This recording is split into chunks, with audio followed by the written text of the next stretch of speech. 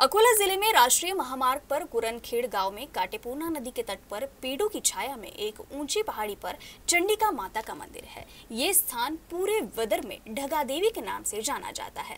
भक्तों का अनुभव है कि यदि कोई भक्त संकट में हो तो मां चंडिका भक्तों की पुकार पर दौड़ी चली आती है। प्राचीन काल में ये गांव कुचनपुर के नाम से जाना जाता था, जिसके बाद इसे कुरनखेड़ से जाना जाने लगा और वो प्रसिद्ध हो गया। भक्तों की पुकार पर दौड़ी चले आने वाली और भक्तों की मनोकामना पूरी करने वाली माता के रूप में ये चंडिका माता मंदिर काफी प्रसिद्ध है। कुचनपुर के राजा नरेश देवी माँ के भक्त थे। वो हमेशा इस पहाड़ी पर आते थे। इसी दौरान राजा को एक बार पहाड़ी पर स्वच्छता दिखाई दी। उसके पीछे का सच जानने के लिए राजा एक दिन सुबह तड़के पहाड़ी पर गया, जहाँ एक शेर अपनी पूंछ से उस जगह को साफ करता हुआ नजर आया। कहा जाता है कि तभी से यहाँ चंडिका माता मंदिर स्थापित किया गया।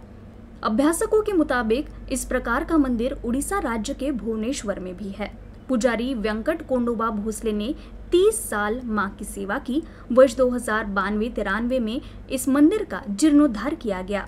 सभा मंडप और भव्य मंदिर का निर्माण किया गया। अश्विन और चैत्र माह में नवरात्र के अवसर पर हजारों की संख्या में भक्त मां के दर्शन के लिए यहाँ आते हैं।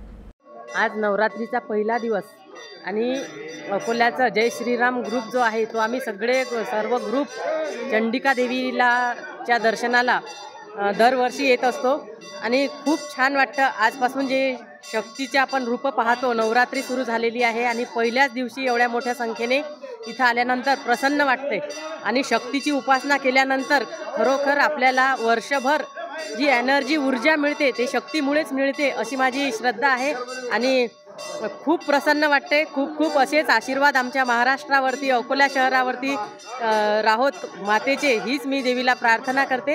हे खूप प्राचीन मंदिर आहे। हे पहिले प्राचीन मंदिर आहेच, पण हे कोणाला काही माहिती नव्हतं।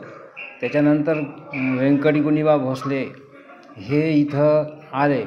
त्यांनी प्रख्यात त्यांना काहीतरी प्रचार झाला, त्यानंतर ते इथं राहायला लागले।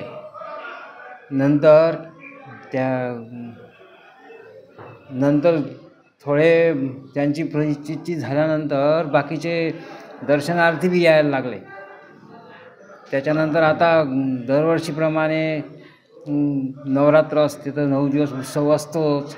मागील अनेक वर्षापासून आम्ही चंडिका देवीच्या दर्शनासाठी येतो। पहिल्या दिवशी इथं आले की आमचं मन प्रसन्न होते, आम्हाला चांगलं वाटतं।